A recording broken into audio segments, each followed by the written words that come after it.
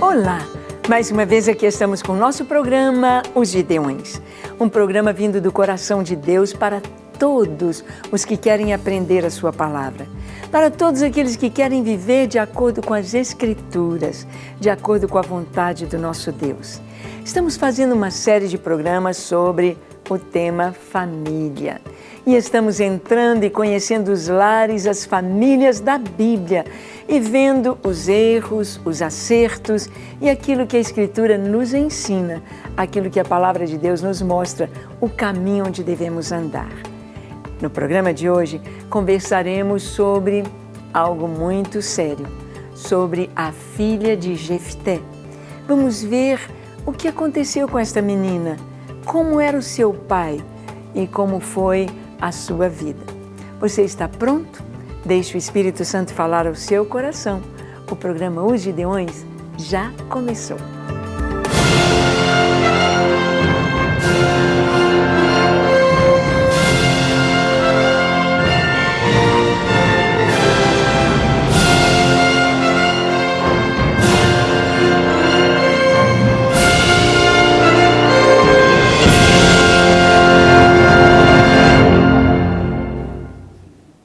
Bem, antes de começar o nosso estudo, queremos trazer para você uma oportunidade de conhecer o nosso material. E aí está o livro Interligados, a Fé e o Amor, escrito pelo pastor Paulo, meu esposo, trazendo experiências muito ricas, muito importantes, experiências que ele teve com Deus sobre a fé e sobre a prática da fé, o amor. Um livro que pode servir para evangelizar e para o seu crescimento espiritual. Pode ser encontrado na nossa loja virtual ou na Seara. Bem, vamos ao nosso estudo. Estamos caminhando, conhecendo as famílias da Bíblia. Viemos desde Adão, passando por Abraão, Isaac e Rebeca, Jacó. Vimos a história dos patriarcas, vimos a história de Diná. E estamos caminhando agora, depois de Moisés, depois de Josué, agora no livro de Juízes. Juízes. Esse livro tem uma peculiaridade muito grande. Ele nos mostra o povo de Deus, o povo de Israel, tendo seus momentos de altos e baixos. Momentos em que buscava a Deus, quando um juiz ali estava julgando e mantendo o povo na linha da obediência ao Senhor, do culto ao Senhor. E os baixos, quando eles eram oprimidos por estarem vivendo na ilegalidade, na idolatria, no paganismo, fazendo as coisas que não agradam o Senhor. Deus levantava os juízes. Enquanto aquele juiz vivia, o povo estava bem. Aquele juiz morria e o povo voltava para as práticas erradas. Nós vimos como é importante ter um líder, como é importante ter alguém que mantém os olhos do povo firmados no Senhor. Como é importante. E aqui na história dos juízes, nós vamos ter um juiz muito interessante. Seu nome, Jefté. Jefté, o pai dele teve muitos filhos. Muitos filhos. Sabe quantos? 70. É gente demais da conta. E ele era um filho bastardo. Ele era um filho de uma prostituta. Então, seus irmãos disseram, você não vai herdar conosco. Você não vai ficar aqui conosco. E ele, então, saiu de perto dos irmãos, saiu da herança dos seus irmãos. Ele ficou longe, ficou distante. E, aliás, esse que eu estou falando foi o Abimeleque, filho de Gideão. Ele ficou distante dos irmãos e um dia ele foi chamado pela cidade de Siquém para que ele pudesse dominar ali sobre Siquém. Esse Abimeleque, ele foi tirado, ele foi morto depois, e depois dele surge Jefté. Jefté é um juiz que também era filho de uma mulher prostituta. E foi rejeitado pelos seus irmãos, a mesma semelhança dos irmãos de Gideão. Mas Jefté era um homem de caráter, apesar de ter tido uma mãe que não era a esposa legítima de seu pai, apesar disso, Jefté era um homem de caráter e que conhecia as Escrituras. Ele conhecia a história do povo de Israel. E acontece que Israel estava debaixo de muita opressão. Vamos ver o que está escrito aqui? Abra sua Bíblia em Juízes 11, de 29 a 40. Diz assim a palavra de Deus. Então o Espírito do Senhor veio sobre Jefté, e atravessando este por Gileade e Manassés, passou até Mispa de Gileade, e de Mispa de Gileade passou contra os filhos de Amon. Vamos parar aqui um pouquinho. Amon era uma nação do outro lado do Jordão. Assim como Amon e Moabe estavam ali do outro lado do Jordão, que hoje é a nação da Jordânia, Amon veio investindo contra Israel e atacava algumas cidades e escarnecia do povo de Israel. E Amon estava ali dominando sobre Israel, os filhos de Amon. Então eles não tinham nenhum líder para lutar contra Amon e chamaram Jefté. Jefté disse: olha, vocês me abandonaram, meus irmãos me escorraçaram, me tiraram de casa, me deserdaram, e agora vocês vêm me buscar? E eles disseram: sim, Jefté, você é o homem que pode livrar Israel. Jefté tinha um bom caráter.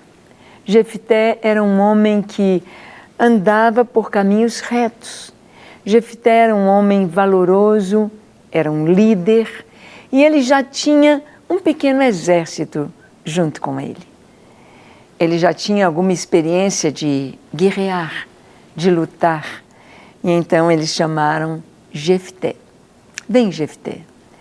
E diz aqui que Jefté convocou o povo e veio aquele exército grande.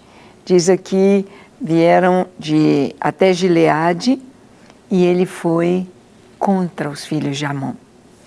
O texto diz: fez Jefté um voto ao Senhor e disse: se com efeito me entregares os filhos de Amon nas minhas mãos, quem primeiro da porta da minha casa me sair ao encontro, voltando eu vitorioso dos filhos de Amon, esse será do Senhor e eu o oferecerei em holocausto. Assim, Jefté foi de encontro aos filhos de Amon a combater contra eles. E o Senhor os entregou nas mãos de Jefté. Este os derrotou desde Aroer até as proximidades de Minimite, 20 cidades ao todo, e até Abel-Queramim, e foi muito grande a vitória. Assim foram subjugados os filhos de Amon diante dos filhos de Israel. Jefté, então, ele vai para a batalha, mas ele fez um voto ao Senhor. Aqui vai um alerta para os pais, aquilo que nós falamos. A palavra de Deus nos diz que a vida e a morte estão em poder da língua. Nós podemos, com a nossa língua, com as nossas palavras, trazer vida no vale de ossos secos que ali estavam diante do profeta Ezequiel. Nós vimos que o Senhor disse: profetiza, filho do homem, profetiza estes ossos secos. Os ossos estavam secos, sequíssimos, eles podem reviver. E ele respondeu sabiamente: tu sabes, ó Senhor. E o Senhor disse: profetiza aos ossos. Ele profetizou: ossos secos, revivei. E o Espírito de Deus veio e começou osso a juntar com o seu osso. Começou então a formar o esqueleto. E daí a pouco tendões e carne. E daí a pouco pele. E ali estava um grande exército. No poder da língua, a vida profetiza. Nós podemos profetizar a vida para a nossa nação, para a nossa cidade, para o nosso bairro, para a nossa rua, para a nossa família, para a nossa casa, para o nosso trabalho. Nós podemos e devemos profetizar a vida. Está em nossos lábios este poder. Há pessoas que têm uma palavra tão negativa. Tudo está ruim para ele. O dia está ruim, a comida está ruim, o trabalho está ruim, o trânsito está ruim, o mercado está ruim, tudo está ruim. Há pessoas que nunca saem desta, vamos dizer assim, desta reclamação. Uma vida de reclamação, uma vida de queixa o tempo todo. Mas sabemos que a linguagem do céu é o louvor, é a gratidão. Sabemos que na queixa está a morte, mas na gratidão está a vida. Os pais, você mãe, você pai, profetiza sobre o seu filho, mesmo que você esteja com raiva, ele fez uma arte, ele fez uma coisa que merece um castigo, mas não fale palavras pesadas para o seu filho. Tem pais que amaldiçoam os filhos, amaldiçoam, e aquela palavra tem peso no mundo espiritual. Mas que você possa dizer para o seu filho: meu filho, você é inteligente, você é uma bênção, meu filho, você vai sair muito bem na sua vida, tudo que você fizer, em tudo que você puser as mãos, tudo vai prosperar. Você é uma bênção, meu filho. Profetiza. Profetiza sobre a sua família, profetiza sobre o seu trabalho. Deus, quando nós abençoamos, Deus transforma situações, Deus traz a bênção através da nossa boca, dos nossos lábios, das nossas palavras, vida ou morte. Jefté, ele fez um voto precipitado. Ele jamais pensou que esse voto pudesse alcançar alguém tão querido. Mas ele precipitou dizendo: olha, se o Senhor entregar os filhos de Amon nas minhas mãos, quem primeiro sair da porta da minha casa para encontrar comigo depois da guerra, voltando eu vitorioso, eu vou oferecer em holocausto ao Senhor. Quem sabe ele pensou no cachorrinho, na ovelhinha, no cavalo, no boi, num servo, não sei. Não sei o que passou na sua cabeça. Ele quis fazer um voto. Às vezes as pessoas têm um desafio muito grande, mas para Deus não existe nada grande ou pequeno. Para Deus tudo é nada. Para Deus tanto faz curar uma dor de cabeça, uma enxaqueca, como um câncer, como uma pessoa com o vírus da AIDS, como um paciente terminal que está lá tomando hemodiálise, está com o rim bombardeado, falido, ou o coração. Para Deus, Ele dar um novo coração, Ele dar um novo rim, um novo pulmão, um novo cérebro. Para Deus isso é a mesma coisa, é nada. E talvez as pessoas façam um voto pensando no tamanho do desafio que tem, mas não refletem naquele voto, não refletem naquilo que estão falando. Foi isso com Jefté. Jefté, ele fez um voto dizendo: se eu voltar vitorioso. Era muito difícil. Era muito difícil lutar contra uma nação que já estava estabilizada, estabelecida, já com um exército, uma nação crescente, forte, vizinha, e eles com um exército, eles nem tinham uma estrutura governamental de nação.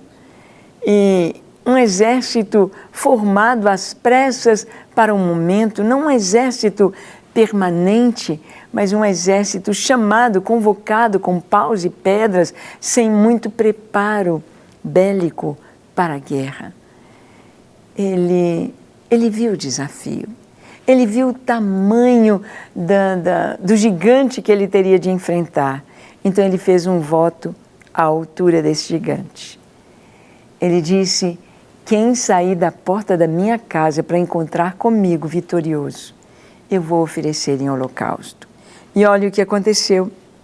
Vindo, pois, Jefté a Mispa, à sua casa, saiu-lhe a filha ao seu encontro, com adufes e com danças, e era ela filha única.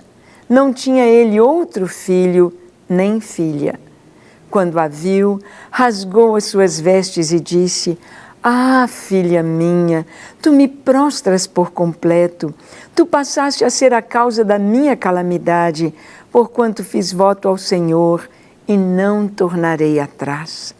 E ela lhe disse: Pai meu, fizeste voto ao Senhor, faze, pois, de mim segundo o teu voto, pois o Senhor te vingou dos teus inimigos, os filhos de Amon. Olha, imagina a expectativa dele ao chegar em casa e a dor ao ver a filha saindo de casa para encontrar com o pai, com pandeiros, com adufes, com música, com dança. Ela veio cantando: glória a Deus, o Senhor é Deus de vitória, é Deus que dá a vitória.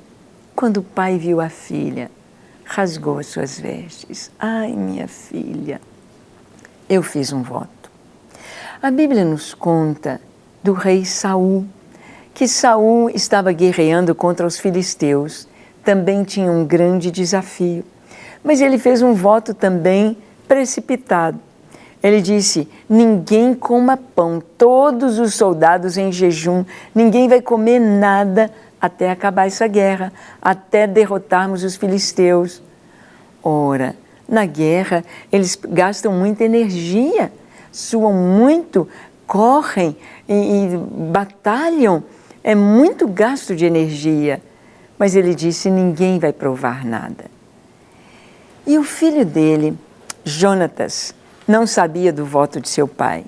O pai disse: se alguém comer pão, se alguém comer alguma coisa, vai ser morto. E aí havia uma segunda etapa da guerra. Ele chamou o sacerdote e consultou a Deus, mas Deus não respondeu. Ele falou: por que Deus não está respondendo? Alguém deve ter feito alguma coisa errada. Alguém deve ter comido e está trazendo derrota para o exército. Então ele disse: olha, mesmo que seja o meu filho Jonatas, que fez coisa errada, ele vai morrer. E ele ficou do lado de cá, todos os soldados formando um grupo, e ele e o seu filho Jonatas. Lançou as sortes. A sorte caiu sobre Saul e Jonatas. E ele perguntou: Jonatas, o que você fez? Jonatas, ao passar num bosque, passou por uma colmeia e pegou um favo de mel e comeu daquele mel. E ele disse que os seus olhos brilharam, veio a energia, veio a força para ele continuar lutando. E ele disse: meu pai, eu não sabia do seu voto e eu comi do mel. Peguei com a ponta da vara o favo de mel e o comi. E o pai disse: você vai morrer. Mas todos os soldados disseram: não pode morrer, porque foi Jonatas quem nos trouxe toda esta vitória. Agora, Jonatas não precisa morrer. O povo o livrou da morte. Mas aqui no caso de Jefté, ele fez um voto, ele e Deus. Ele disse: quem primeiro sair da porta da minha casa, eu vou oferecer em holocausto. Será morto. Ai, que vontade que a história tivesse sido outra. Que vontade de que os soldados também dissessem: não, Senhor, quem trouxe a vitória foi o Deus de Israel. Você não precisa cumprir este voto, Mas lá no Antigo Testamento, lá no livro de Deuteronômio, estava escrito que se fosse feito um voto ao Senhor de pessoas, ou aquele voto seria remido com holocausto, ou o voto deveria ser cumprido. Voto de pessoas. E ele disse: ai, minha filha, acabou toda a graça daquela vitória. Acabou toda a graça daquele grande livramento de Israel do povo de Amon. Porque a sua filha deveria ser morta. A sua filha deveria ser entregue em holocausto. Então diz assim a palavra: disse mais ela a seu pai: concede-me isto. Deixa-me por 2 meses que eu vá e desça pelos montes e chore a minha virgindade, eu e as minhas companheiras. Consentiu ele. Vai. E deixou-a ir por 2 meses. Então se foi ela com as suas companheiras e chorou a sua virgindade pelos montes. Ao fim dos 2 meses, tornou ela para seu pai, o qual lhe fez segundo o voto por ele proferido. Assim, ela jamais foi possuída por varão. Daqui veio o costume em Israel de que as filhas de Israel saírem por 4 dias, de ano em ano, a cantar em memória da filha de Jefté, o gileadita. Então, a filha pediu ao pai: pai, me dê 2 meses para eu chorar a minha virgindade. Me dê 2 meses para que eu vá pelos montes, despedir da vida. Alguns dizem, alguns estudiosos das Escrituras, que talvez o voto foi que ela não casou, mas nós não temos certeza a respeito disso. Ou que realmente Jefté tenha oferecido a filha em holocausto, porque Deus, quando ele pediu a Abraão Isaque, quando Abraão se preparou para desferir o golpe sobre Isaque, o anjo de Deus bradou: Abraão, Abraão, não faças tal, porque agora sei que temes a Deus. E Deus proveu o cordeiro, aliás, o carneiro, no lugar de Isaque. Deus providenciou. Então não temos a certeza para dizer a respeito do final dessa história, mas o que nós percebemos é que é muito séria a palavra do Pai sobre os filhos. É muito sério aquilo que os nossos lábios pronunciam. Devemos pronunciar bênção e ter cuidado com as consequências das nossas palavras. Ter cuidado com aquilo que fazemos, porque não tem jeito de puxar as palavras de volta, de engolir aquilo que já saiu. Então, muito cuidado, porque a vida e a morte estão em poder da língua. E Tiago diz que aquele que controla a sua língua é perfeito. E saiba, as vitórias do Senhor, as bênçãos dele, não são por causa do nosso sacrifício, do seu jejum, do seu voto, mas é por causa da bondade do Senhor. O nosso jejum e os nossos votos são apenas para confirmar que de Deus vem a resposta. São apenas uma disciplina da nossa carne, são apenas uma confirmação para nós de que confiamos em Deus. Amém? Então, abençoe seus filhos e de seus lábios flua sempre vida e não morte. Vamos orar? Feche seus olhos, curve a sua fronte e ore comigo. Se for possível, se ajoelhe. Ore comigo dizendo: Senhor, eis-me aqui em Tua presença. Eu entrego a Ti o meu coração, a minha vida. Eu entrego a Ti tudo que sou e tenho, para que o Senhor tome conta do meu viver, me lave, me limpe, me santifique, purifica o meu coração.